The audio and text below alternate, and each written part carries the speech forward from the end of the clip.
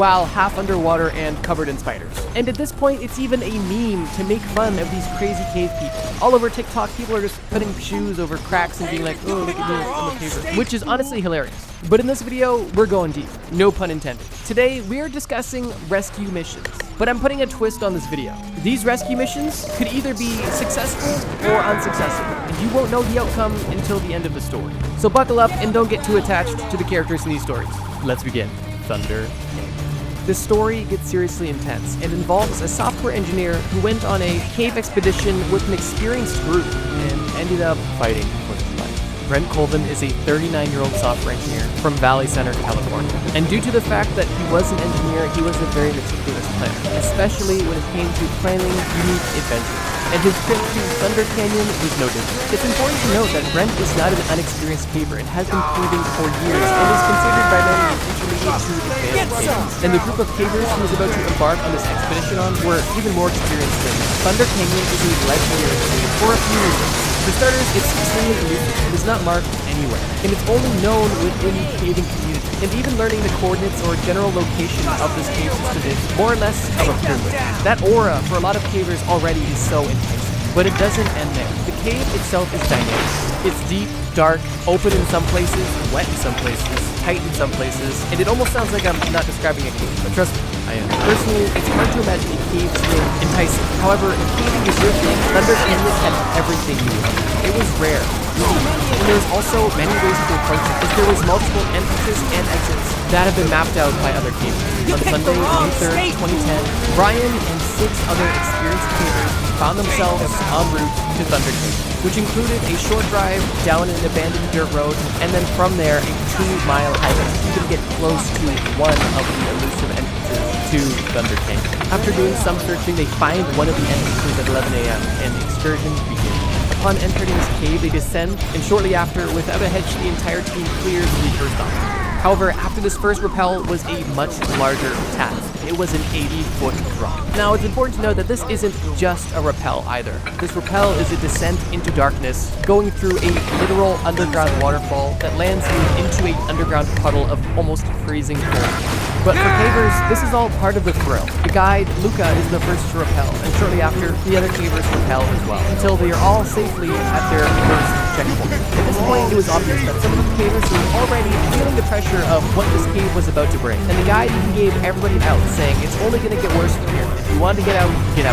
There was about to be great squeezes, it's only going to get colder, the trip has just begun. But even with some unsure faces, everybody continued. So after completing a few rooms and rappelling twice more, the group meets their first fissure, aka one of these claustrophobic holes, which is literally named the Terrible Traverse. And it's called that because it takes a right angle into a 9-inch wide crack. A gap so tight that you can't even turn your head. And not only is it tight, the gap is also deep, 200 feet deep, from top to bottom. It's important to note that the group reached this fissure at 3 p.m., 4 hours into their caving journey. And this fissure was one of the last things standing in their way before they were at the exit of the planned route. And it was, of course, at this fissure where everything was going to take a terrible turn. The guide of this expedition goes through this crack first, without a hitch. He's done it many times. Next up, one of the least experienced cavers goes through this gap, and he, unfortunately, gets stuck.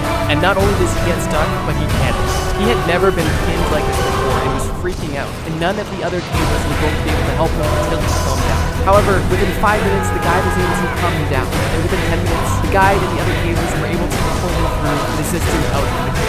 After that slight hiccup, 3 other cavers to your party make it through this fissure, and it's at that point that the guide takes all of the other cavers out, leaving Brent to cross this fissure all by himself. A reasonable decision because Brent was an experienced caver and had experience in this facility.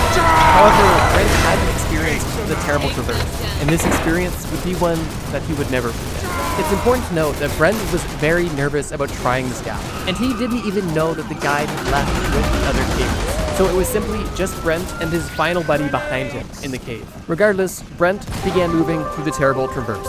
One of the biggest challenges associated with this fissure is the fact that you're not just walking through a gap or crawling through a gap. You have to move first down the length of the crack, and then angle your body sideways to shimmy along before dropping down a 5-foot gap, where you can then get your footing and squeeze through to the exit. Just to be extra cautious, Brent removed his wetsuit to ensure he had as much space as possible. However, after inserting his body fully into the fissure, he was almost instantly stuck. You could feel the tension of the rocks on his chest. His hips were wedged between the walls, and the only thing supporting his body was his hand. He couldn't move in any direction, and it was at that point when he realized he was stuck. After being stuck for what felt like an eternity, the guys returned, only to notice Brent was stuck. And after 2 hours of their best efforts, Brent was no closer to being free, and was actually beginning to slip deeper and deeper down this fissure. Due to the stress of believing that he would not make it out alive, Brent became rather loose, and the final caver behind him, James, was simply telling him stories to try to keep him away from Hunt. And it wasn't until 6:40 p.m., almost 4 hours later, that the San Bernardino Mountain Rescue Team was actually notified and mobilized to the position. After 7 hours of Brent being stuck, the guide was signaling to a rescue helicopter that was sent, as the initial rescue team that showed up was simply not equipped to help Brent. And although the helicopter spotted them and help was on the way, it took an additional 4 hours for the helicopter to find a safe place to land and a specialized team to get on site. At this point, there was a very real risk of hypothermia for Brent and compartment syndrome, which is essentially when your chest is compressed for a long period of time, exposing you to the risk of cardiac arrest. Brent dying in his stuck position was a very real situation, and was only becoming more and more likely as more time passed. Once the rescue team finally was able to reach Brent within the cave, they explained exactly how severe the situation was. And the first order of business was keeping him as warm as possible, as he had no wetsuit on, and his body was trapped between two rocks that were much colder than his body was, essentially drawing him. Rescuers put heat packs around Brent, and even gave him an electrolyte beverage. But with Brent and the final caver, at this point hypothermic, the rescuers had to move quick to save his crew. As the rescue team began the attempt to move Brent, it was obvious that this was going to be a painful experience, as his ribs were tightly wedged between two rocks, and as he began pulling at his feet, Brent was screaming in pain. And the rescue team even asked Brent if they should stop pulling him, and it's reported that Brent literally replied, "I don't care if you break my ribs, just get me out of here." The rescuers used as much leverage as possible to lift the wooden board that bridged the gap in this fissure that was supporting Brent, and they used anchors to try to lift his body to pull him out. And with many failed attempts, they were able to move him 1, 2, 3 inches until they had him in a spot where their only option was to begin pulling his feet and essentially yanking him out of this cave. Brent's condition deteriorated deeper and deeper, and at 3:40 a.m., nearly 15 hours after entering the cave, Brent was pulled free out of the cave. After Brent was led out of the cave, the final caver quickly squeezed through the fissure without an issue, and the entire team survived this expedition. And after everything was said and done, it took over 13 people to help rescue Brent. I thought I'd start this video on a happy note. Yeah, Brent survived, fortunately, but I cannot imagine what that experience would be like. Truthfully, I don't even want to paint the pictures. I don't even want to imagine. Being stuck, sideways, dark, hypothermic, elusive, has to be just awful. Believe it or not, Brent promised himself that he would continue caving. Although he did say he would avoid tight squeezes, so at least there's that. At least he made it, but that might not be the case for this next one.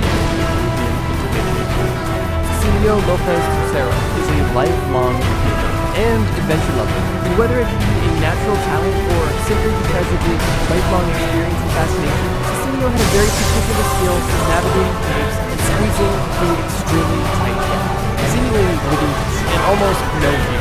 He is a respected cave explorer, and at the time of the story, he is considered a veteran in caving. Cecilio was even a member of the Madrid Rescue Team, meaning that he was more qualified than anybody, not only to save people, but also to explore caves at sea.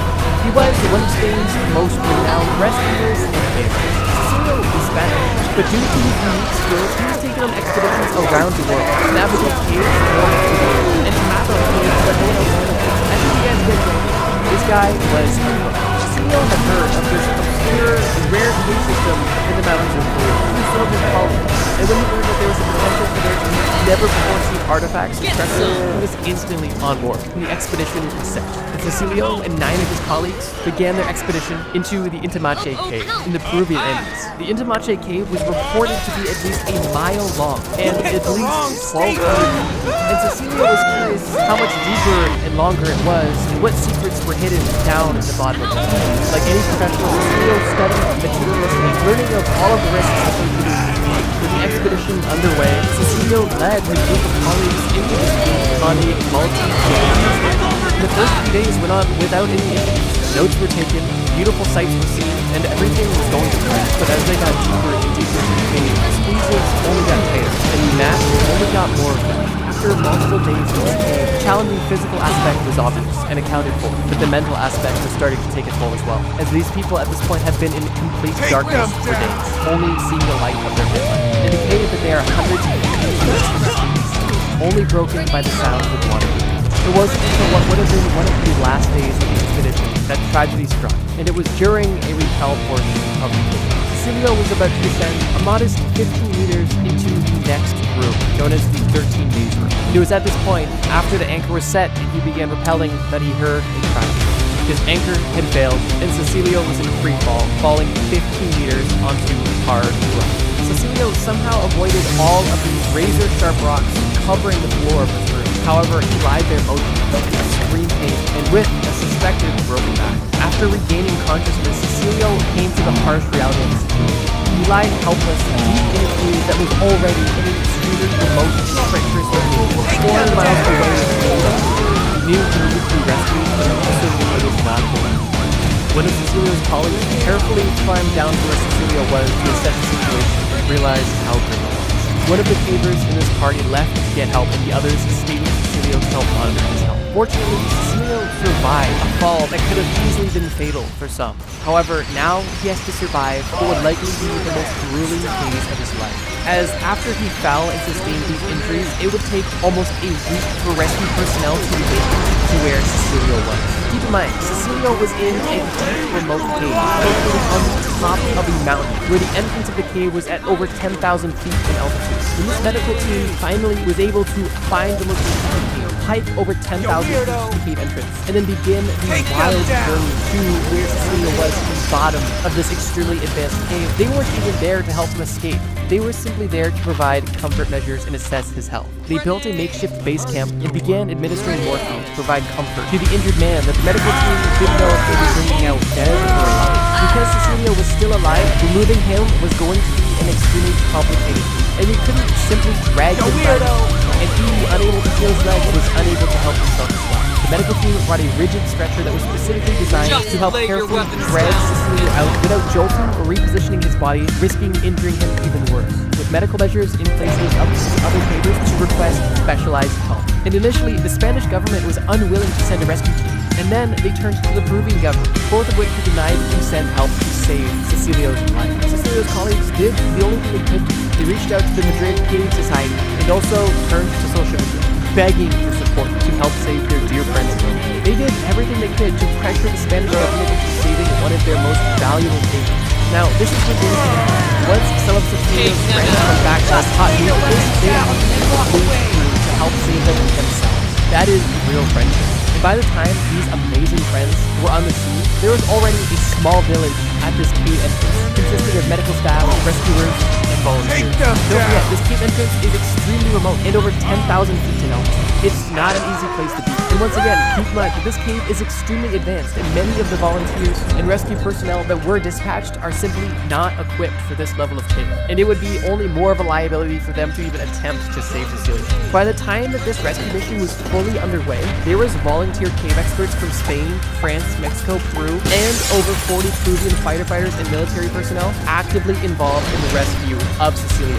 And yet, there was still major challenges that took place. These 40 people need to eat, drink, they need to communicate with others, meaning that all of the progress that they're able to make is delayed significantly due to their lack of supply, only adding more and more complexity to the seemingly impossible rescue. With this global team of experts on site ready to help Cecilio, they began the exploration into the cave. And once they reached Cecilio, they even explained their plans to him and got his professional insight on the escape that they had planned. And then they built a base camp 900 feet into the cave and began to set a complex series of anchor points across the entire cave so that they could essentially hoist the stretcher with Cecilio on it without him taking much more.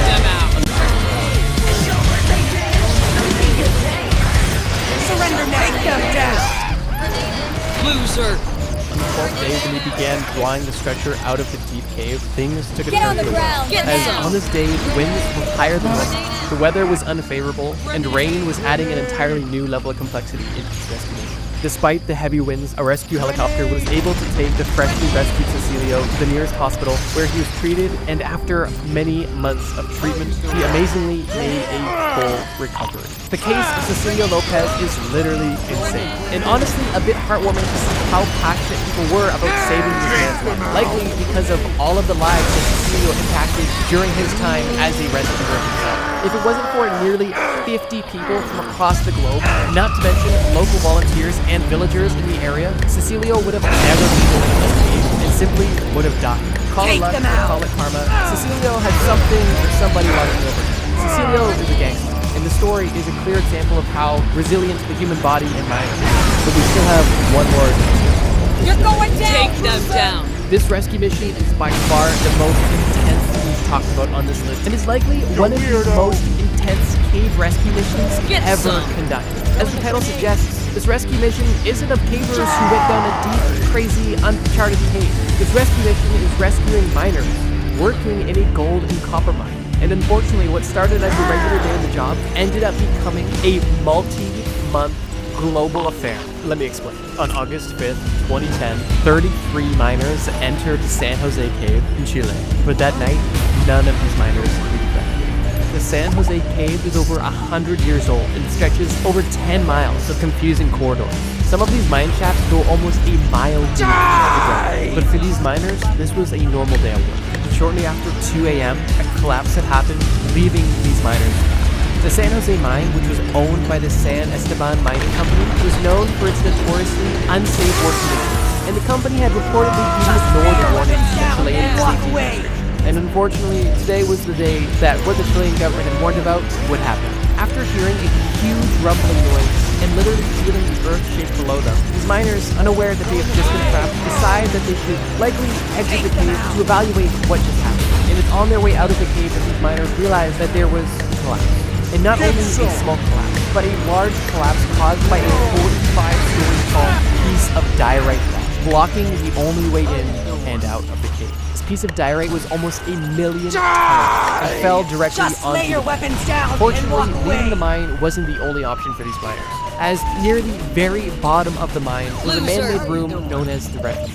And after realizing that they weren't leaving this mine, all of the miners gathered up and made their way to the refuge.